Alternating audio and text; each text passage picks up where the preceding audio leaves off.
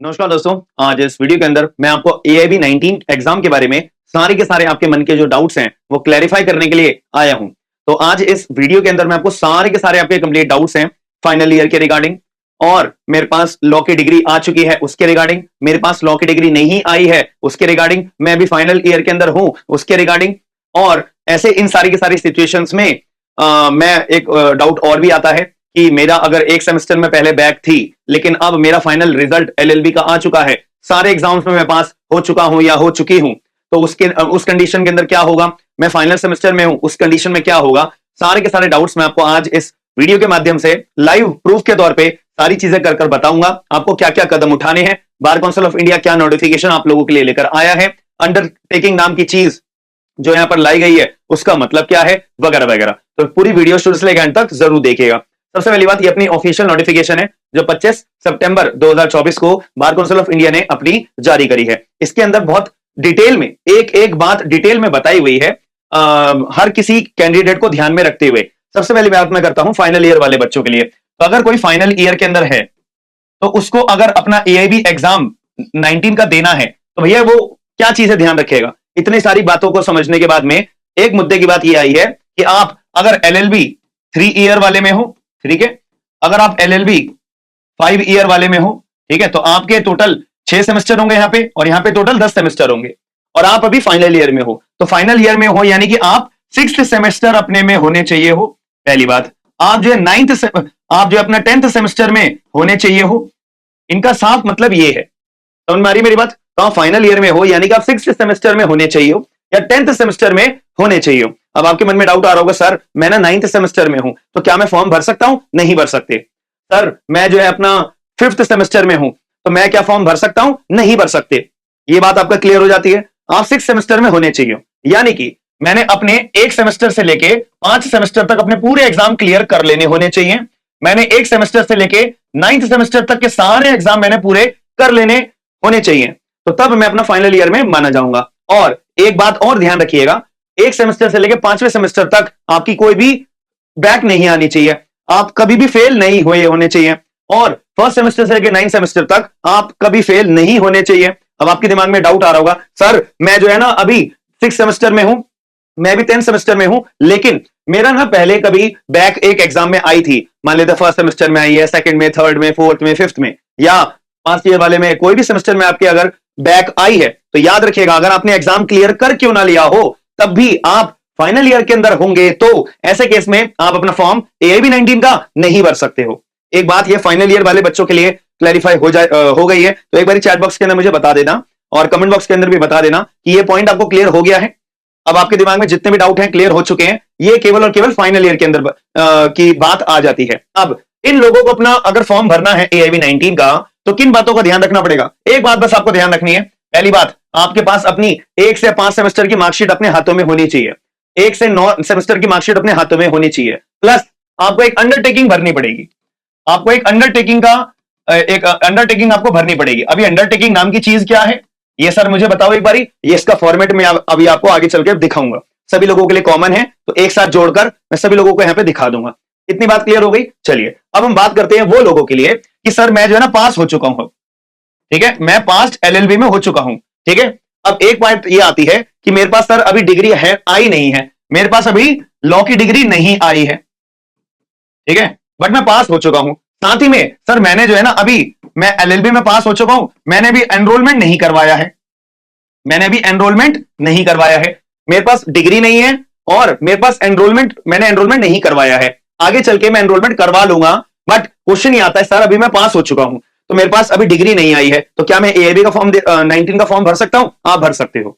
Sir मैंने अभी enrolment नहीं करवाया लेकिन मेरे पास अभी डिग्री है या डिग्री नहीं भी है, तो ऐसे केस में मैं क्या सर अपना फॉर्म भर सकता हूं AIB 19 का? बिल्कुल भर सकते हो। अब एक और तरीके की नई कैटेगरी आती है कि मान लेते हैं आपने LLB अपने पहले कभी करी होगी, पास आप हो चुके होंगे, आपने कभी अपना स्टेट बार काउंसिल के अंदर एनरोलमेंट करवाया होगा, ठीक है, और बाद में आपने वकालत भी करना शुरू किया होगा, लेकिन आपको वकालत में मन नहीं आया होगा, आपने वकालत छोड़ दी होगी, आपने कहीं दूसरी जगह पे जॉब कर ली होगी, तो इन शॉर्ट आपने अपना जो एनरोलमेंट है वो सरेंडर कर दिया होगा। तो अभी एक और क्वेश्चन आता है कि सर मैंने अपना एनरोलमेंट ना सरेंडर कर दिया था, तो अब क्या मैं AIB एग्जाम 19 में देना चाहता हूं तो दे सकता हूं इसका जवाब होगा आप दे सकते हो।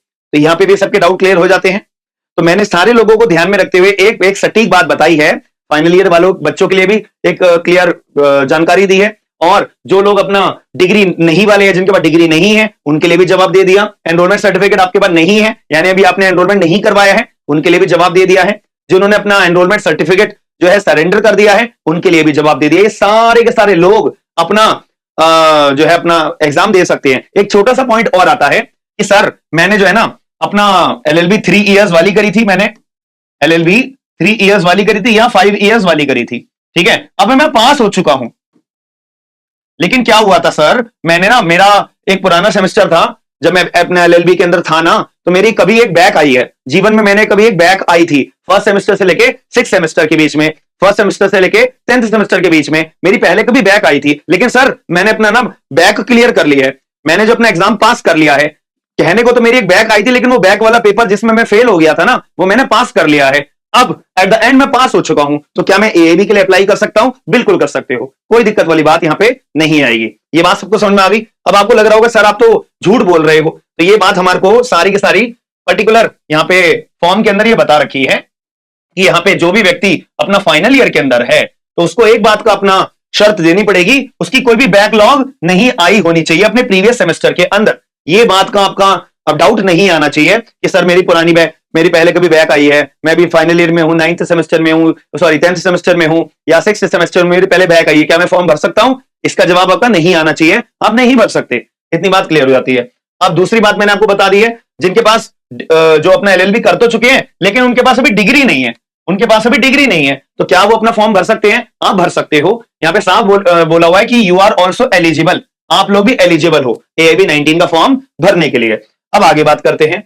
इसके लिए मैंने आपको और भी एक चीज बताई थी कि ऐसे लोग हैं जिनके पास अपनी डिग्री तो है, लेकिन उन्होंने अपना एनरोल नहीं करवाया, उन्होंने अपने आप को एनरोल नहीं कराया, या एनरोलमेंट करवा भी लिया था लेकिन बाद में सरेंडर कर दिया। तो ऐसे लोग भी अपना एलिजिबल है कि एआईबी 19 का फॉर्म भरने के लिए। यहां पे क्लियर तौर पे बोला हुआ है कि आप लोग भी एलिजिबल हो, कोई दिक्कत वाली बात नहीं आएगी, ठीक है। अब यहां पे आपको ये सारी चीजें मैंने आपको बता दी हैं। और दूसरी बात यह है, बहुत बार कौन से ना अपनी इस नोटिफिकेशन के अंदर एक लाइन को बार बार रिपीट करा है। क्या कौन सी लाइन है वो एक लाइन ये बोली हुई है कि आप लोगों का जो कॉलेज है ना, जिस कॉलेज से आपने एलएलबी करी है, वो रिकॉग्नाइज होना चाहिए, duly recognize by the bar council of India. ये लाइन बार बार बार काउंसिल ने अपनी नोटिफिकेशन में डाली है। तो इससे हमें क्या समझ में आता है कि आपकी जिम्मेदारी है कि आपने जिस कॉलेज से एलएलबी करी है या जिस कॉलेज से आप एलएलबी कर रहे हो, वो कॉलेज क्या बार काउंसिल ऑफ इंडिया से ड्यूली रिकॉग्नाइज्ड है? ये आप अपने कॉलेज के टीचर से जाके पूछो, अपने डीन से जाके पूछो कि भाई आपने अपना एनरोलमेंट करवा रखा है बार काउंसिल ऑफ इंडिया के साथ में, रिकॉग्निशन ले रखा है बार काउंसिल ऑफ इंडिया के साथ में, भाई आप जो है अपना एलएलबी की डिग्री बांटते फिर रहे हो, ठीक है। तो ये चीज की जिम्मेदारी आपकी बनती है। अगर आपका कॉलेज बीसीआई से रिकॉग्नाइज्ड नहीं होगा तो आपका एनरोलमेंट नहीं होगा। आप अगर फॉर्म भर भी दोगे, आगे चल के जब पता लगेगा तो आपका सीधा एनरोलमेंट कैंसिल कर दिया जाएगा। ये बात को याद रखना। अब यहां पे बात आ जाती है कि सर आपने अभी ना अंडरटेकिंग के बारे में जिक्र करा था, तो जितने भी लोग हैं फाइनल ईयर वाले हैं जिनके पास डिग्री नहीं आई है लेकिन वो पास हो चुके हैं, जिनके पास डिग्री है लेकिन एनरोलमेंट नहीं करवाया हुआ है, वो वाले लोग, सभी लोगों को एक अंडरटेकिंग भरना अनिवार्य है। अंडरटेकिंग ये वाली चीज आ जाती है, ठीक है। मैं इसको फॉर्मेट दिखा देता हूं आपको। ये अपना फॉर्मेट है अपना अंडरटेकिंग का, कि मैं ऐसा स्टूडेंट हूं जो अपना फाइनल ईयर के अंदर हूं, मैं ऐसा कैंडिडेट हूं जो विदाउट एनरोलमेंट वाला कैंडिडेट हूं, पास हो चुका हूं मैं लेकिन एनरोलमेंट मैंने नहीं करवाया है, या मैं फाइनल ईयर में। सभी लोगों के अंडरटेकिंग भरना मैंडेटरी है, याद रखना। अब इसके अंदर मेरे को भरना क्या होगा कि मेरा नाम क्या है, आयुष है, ठीक है, और मेरे फादर का नाम यहां पे लिखना पड़ेगा, ठीक है। मैं कहां पे रहता हूं, मेरे को अपना यहां पे अपना एड्रेस लिखना पड़ेगा, ठीक है, मेरे को अपना यहां पे एड्रेस लिखना पड़ेगा। Hereby declare that I confirm applying to set for AIB under one of the following eligible condition. तो आपने एआईबी बीसीआई आपने जो भी कंडीशन रखी है उसमें से एक एलिजिबल कंडीशन के अंदर मैं भी आता हूं। ये आपको फॉर्म अपना भरना पड़ेगा। फॉर्म भरने के बाद या तो आप ये वाली कंडीशन में आते होंगे, या तो मैं फाइनल ईयर वाला हूं विदाउट एनी बैक, मेरी कभी मैं फेल नहीं हुआ, ये वाली कंडीशन, या मैं अपना फाइनल मतलब मैंने सारे सेमेस्टर अपने क्लियर कर लिए हैं, मैं या तो वो वाला अपने फाइनल रिजल्ट का वेट कर रहा हूं, ठीक है। यहां पे एक नई कैटेगरी और समझ में आती है कि मैं अपना 10th सेमेस्टर भी अगर मैंने दे दिया है और मैं अपना बस रिजल्ट का वेट कर रहा हूं कि मेरा रिजल्ट अब आएगा, अभी आया नहीं है लेकिन मैंने अपने 10th सेमेस्टर के मार्क्स अपना एग्जाम दे दिया है, तो वो लोग भी यहां पे अपना फॉर्म भर सकते हैं। एक ये नई कैटेगरी वैसे आई है। ठीक है जी। और या तो मैं लॉ ग्रेजुएट हूं लेकिन मेरे पास भी डिग्री नहीं आई है, डिग्री का मैं वेट कर रहा हूं, या मेरी डिग्री आ चुकी है, ठीक है, बट मैंने एनरोलमेंट नहीं करवाया है, या मैंने एनरोलमेंट करवा भी दिया है लेकिन मैंने बाद में सरेंडर कर दिया था क्योंकि मेरे को वकालत में मेरे को थोड़ी अर्निंग कम हो रही थी, मेरी दूसरी जगह जॉब लग गई थी तो मैं वहां चला गया था, इसलिए मैंने अपना सरेंडर करवा दिया था। ठीक है, तो सारे लोगों को यहाँ पे, और आप अभी कहां पे करंटली जॉब कर रहे हो, जॉब की सारी डिटेल आपको यहाँ पे मेंशन करनी पड़ेगी। ठीक है, और यहाँ पे आपको ये अपनी जो जो जहां जहां मैं पेन से लिख रहा हूं ना, वहां चीजें आपको लिखनी पड़ेंगी। पेन से मत लिखिएगा, मैं ये बोलूंगा आप अपना लैपटॉप पे इस फॉर्म को ओपन करके वर्ड फाइल है ये, ठीक है, वर्ड फाइल आपको ऑफिशियल वेबसाइट पे मिल जाएगी एएबी की, मैं भी आपको शो भी कर दूंगा कहां पे जाके आप इसको डाउनलोड कर सकते हो। तो ये सब करने के बाद में यहाँ पे आपको अपना सिग्नेचर करना है, ठीक है, यहाँ पे आपको अपना नाम लिखना है, जिस तारीख को फॉर्म भर रहे हो डेट भरनी है, जिस जगह पे बैठ के भर रहे हो, और यहाँ पे आपको अपना मोबाइल नंबर एंड अपना ईमेल आईडी, दोनों चीजें, ये दोनों चीजें सेम होनी चाहिए। जिस फोन नंबर का इस्तेमाल करके आप अपना फॉर्म भरोगे और जो ईमेल आईडी इस्तेमाल करके आप फॉर्म भरोगे वही यहाँ पे डालनी है, अलग अलग मत डाल देना, फिर कहते हो कि सर हमारे फॉर्म में ये दिक्कत हो गई, ऐसा हो गया वैसे हो गया है। ठीक है, नोट करके यहाँ पे बता रखा है कि जो भी व्यक्ति अपना फाइनल ईयर के अंदर होगा, फाइनल ईयर के अंदर होगा, तो उसको अपनी टोटल मार्कशीट कौन कौन सी जमा करानी पड़ेगी, उसको अपनी सारी मार्कशीट सेमेस्टर नंबर 1 से लेके सेमेस्टर नंबर 9 तक की उसको अपनी मार्कशीट अपलोड करनी पड़ेगी सेल्फ अटेस्ट करके।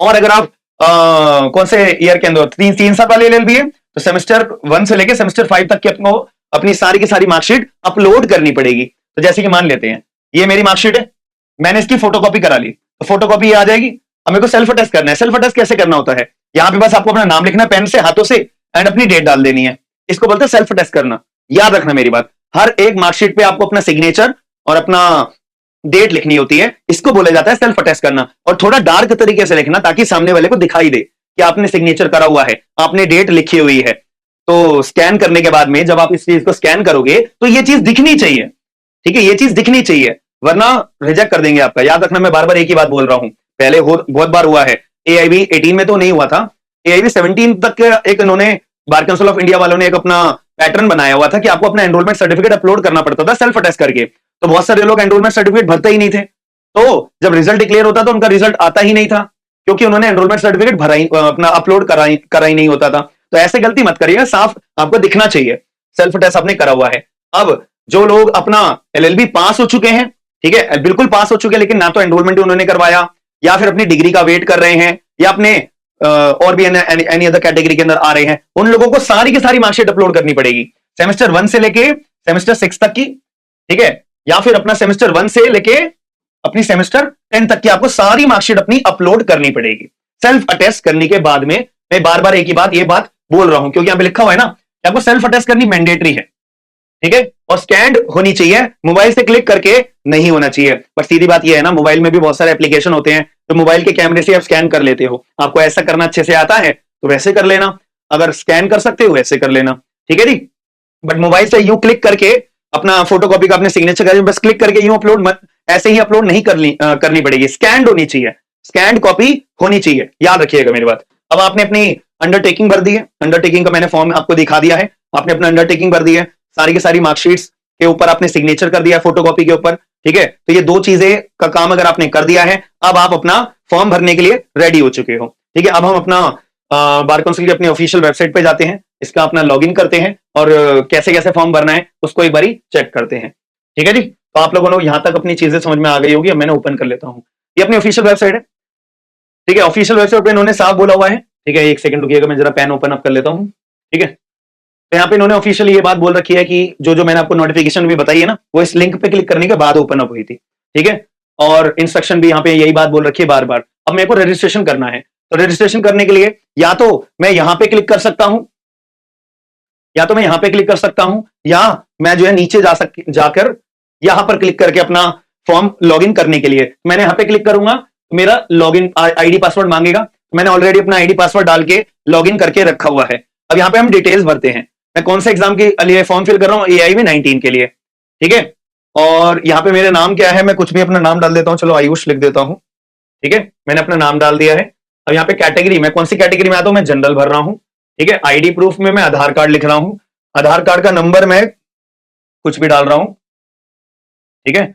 ये आपको एक डेमो फॉर्म भर के फिल आउट करके मैं आपकी कोशिश कर रहा हूँ, ठीक है। और मेल यहाँ पे मैं हूँ और डिफरेंटली अवेलेबल मैं नहीं हूँ, ठीक है। और अब यहाँ पे ये वाला जो ये वाली नई कैटेगरी आई है, ये पहले नहीं था, ये अभी जोड़ा गया है। अब यहाँ पे बोला गया है कि आप ऐसे व्यक्ति हो जो विदाउट एनरोलमेंट वाले हो या फाइनल सेमेस्टर वाले हो। तो अगर हाँ, अगर आप हो तो यस फिल करिएगा। अगर आप नॉर्मल पर्सन हो कि आप पूरा एलएलबी कर चुके हो, आपने एनरोलमेंट करवा दिया है, तो आप नो फिल करिएगा। ठीक है जी। तो यहाँ पे मैं तो अभी फाइनल ईयर के अंदर हूं, या मैं ऐसा व्यक्ति हूं जिसपे एनरोलमेंट सर्टिफिकेट भी नहीं है, तो मैं यहाँ पे यस टिक करूंगा। मैं यहाँ पे यस टिक कर देता हूं। उसके बाद एलिजिबिलिटी क्राइटेरिया, तो यहाँ पे आपको चूज करना पड़ेगा कि आप कौन से वाले व्यक्ति हो। पहली बात, मैं फाइनल ईयर वाला, फाइनल सेमेस्टर वाला लॉ स्टूडेंट हूं without any backlog. I am currently enrolled in the BCI university. इसका मतलब यह है कि मैंने ऐसे कॉलेज से एलएलबी कर रहा हूं या कर रही हूं तो बीसीआई से रिकॉग्नाइज है। या मैं एक लॉ ग्रेजुएट हूं, करंटली मैं जॉब कर रहा हूं, मैंने सरेंडर कर दिया था। या मैं एक लॉ ग्रेजुएट हूं जो जिसने अभी तक कोई स्टेट बार काउंसिल के एनरोलमेंट नहीं करवाया है। या मैंने अपनी फाइनल एग्जाम क्लियर कर लिए हैं, मैं अपना रिजल्ट का वेट कर रहा हूं, तो मैं भी फाइनल ईयर के ऊपर चूज कर टिक कर देता हूं। अब मेरे को अपनी यहाँ पे डेट ऑफ बर्थ भरनी पड़ेगी। ठीक है, कुछ भी भर देता हूं मैं यहाँ पे। अब मैं फ्रेश हूँ, फ्रेश ही भरना पड़ेगा, ऑब्वियसली पहली बार फॉर्म भर रहे हो। ये रिपीट जब होता है, जब जैसे कि एआईबी में हम फेल हो जाते हैं ना, अब फेल हो जाने के बाद दोबारा फॉर्म भरना पड़ता है, ये तो जनरल रूल है।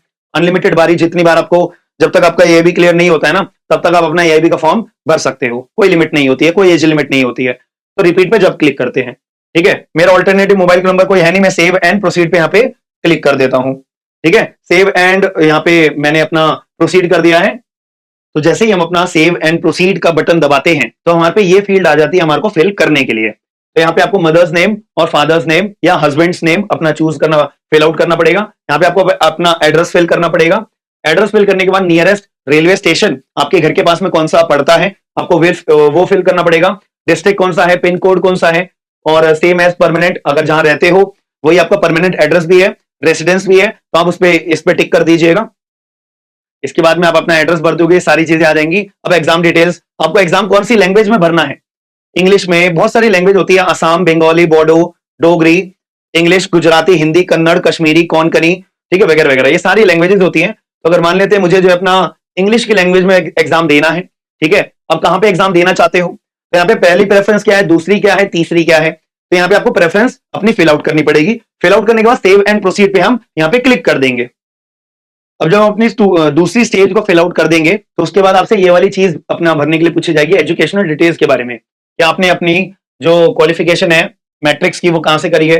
आपको अपना इंस्टीट्यूट का यानी स्कूल का नाम आप लिख दीजिएगा, सीबीएसई बोर्ड है या फिर यूपी बोर्ड है, XYZ जो भी बोर्ड है आपको यहाँ पे फिल आउट करना पड़ेगा।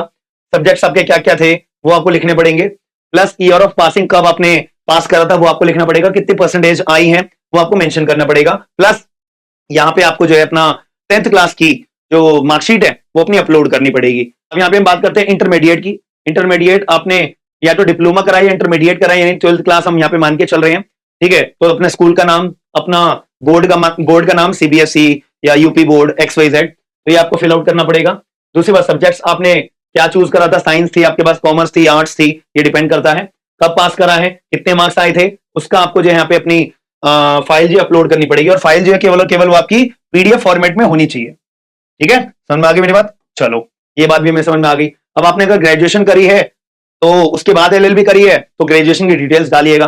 डायरेक्ट आपने अगर बी एलएलबी करी है 12th के बाद, अगर सीधा 5 इयर्स वाली लॉ करी है, देन ये डिटेल्स आपको भरने की जरूरत नहीं है। डायरेक्ट यहाँ पे आइएगा, मैंने 3 इयर्स वाली एलएलबी कर रहा हूं या कर रही हूं, या 5 साल वाली, ठीक है, मैं 5 इयर्स अगर चूज कर देता हूं तो इंस्टीट्यूट का नाम, बोर्ड का नाम, percentage of marks and year of passing, कि आप एक्सपेक्टेड मतलब कब तक अपना पास आउट हो जाओगे। 2024 में पास आउट हो जाओगे, फाइनल ईयर के अंदर अगर आप हो तो 2024 में पास आउट होगे। ऐसे केस के अंदर एलएलबी की मार्कशीट, बट वही वाली मार्कशीट याद रखिएगा, फर्स्ट सेमेस्टर से लेकर 9th, फर्स्ट सेमेस्टर से लेकर 5th, ये आपको फिल आउट करनी पड़ेगी। कितने मार्क्स आ सकते हैं आपके अभी, तो यहाँ पे आप लोग बोल सकते हो कि कितने मार्क्स आपके एक्सपेक्टेड हैं फर्स्ट सेमेस्टर से लेकर 9th सेमेस्टर में कितने मार्क्स आए होंगे, तो वो आपको लिखना पड़ेगा। ठीक है जी, ये बात हमारे को समझना। अगर कोई अदर क्वालिफिकेशन आपके पास है तो आप ये चीज भी अपनी फिल आउट कर सकते हो, ये चीज भी अपनी फिल आउट कर सकते हो, ये बात को याद रखिएगा। समझ में आ गई मेरी बात। तो यहां तक आपको अपना फॉर्म आपने फिल आउट कर दिया होगा। तो सारे डॉक्यूमेंट्स हमने फिल आउट करने के बाद में अब ये फाइनल चीज आती है, अब आपको डॉक्यूमेंट्स अपने अपलोड करने हैं। पहले आपको अपनी फोटो अपलोड यहाँ पे करनी होगी। फोटो अपलोड करने के बाद अपने आपको सिग्नेचर अपलोड करना पड़ेगा। सिग्नेचर अपलोड करने के बाद यहाँ पर आपको अपना जो है अंडरटेकिंग, जो मैंने आपको कहा था ना अपना कलेक्ट करके रखिएगा, तो यहाँ पर आपको अपनी अंडरटेकिंग भरनी पड़ेगी। ठीक है, और पीडीएफ फॉर्मेट में ये अंडरटेकिंग आपकी होनी चाहिए। ठीक है, यहाँ पे आपको क्लिक करना है, वही डॉक्यूमेंट आपको अंडरटेकिंग यहाँ पे अपनी फिल आउट करनी पड़ेगी, याद रखिएगा। ये फिल करना मैंडेटरी है, मैंडेटरी है, मैंडेटरी है। ये सारा प्रोसेस करने के बाद में देन फाइनली आप यहाँ पे एक्सेप्ट टर्म्स कर लोगे, यहाँ पे भी क्लिक कर दोगे, सबमिट कर दोगे, फिर आपको पेमेंट के लिए बोलेगा, पेमेंट कर दोगे, आपका फॉर्म पूरी तरह से सक्सेसफुली AIB 19 का फिल हो चुका है। आपके पास ईमेल भी आ जाएगा, SMS भी आ जाएगा। बस आपको अब अपना शांत बैठकर अब आपकी पढ़ाई की तैयारी करनी पड़ेगी। और साथ ही में पढ़ाई से हमारे को याद आया है कि हम अपना एप्लीकेशन पे स्मार्ट एंड लीगल गाइडेंस की एप्लीकेशन पे हमारा बैच भी है AIB 19 का, तो आप लोग ज्वाइन करना चाहते हो तो ये वाला हमारा बैच है, तो आप ज्वाइन कर सकते हो। बहुत सारे लोग अपनी तैयारी कर रहे हैं, कॉन्स्टिट्यूशन का पार्ट हमने पूरा पढ़ा दिया है, टेस्ट भी कंडक्ट कर दिया है और भी धीरे धीरे हम टेस्ट कंडक्ट करेंगे। साथ ही में अब हमारी CPC चालू हो गई है। यहाँ पे मैं अगर कंटेंट सेक्शन पे जाऊंगा तो यहाँ पे रिकॉर्डेड क्लासेस सारी आपको मिल जाती हैं फोल्डर वाइज। कॉन्स्टिट्यूशन पूरा हो गया है, अब CPC की हमारी 2 क्लासेस हुई हैं, क्लास 1 एंड क्लास 2। तो आप लोग ज्वाइन करना चाहो तो इसको भी अपना कर सकते हो। साथ में सारे के सारे वेरेक्स भी यहाँ पे मैंने डाउनलोड करके रखे हुए हैं सभी लोगों के लिए।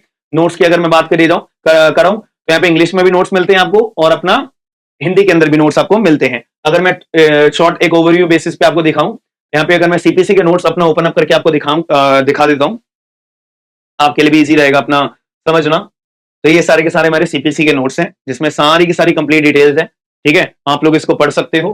साथ में अगर मैं और डिटेल्स में आपकी बात करूं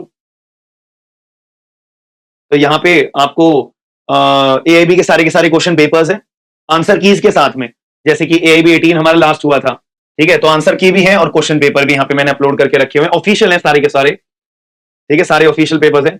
और यहाँ पे प्रैक्टिस टेस्ट हमारे होते हैं इंग्लिश लैंग्वेज में भी, हिंदी लैंग्वेज में भी। बस यहाँ पे आपको क्लिक करना है, आपके लिए टेस्ट ओपन अप हो जाएगा और साथ आप जो है सीधा अपना रजिस्टर खोल के अपने MCQs की तैयारी करना शुरू कर सकते हो। आई होप आपको वीडियो पसंद आई होगी, और अगर आप लोग एप्लीकेशन डाउनलोड करके स्मार्ट लीगल गाइडेंस का बैच भी ज्वाइन करना चाहते हो तो मोस्ट वेलकम है, आप लोग ज्वाइन कर सकते हो। डिस्क्रिप्शन बॉक्स के अंदर लिंक अवेलेबल होंगे।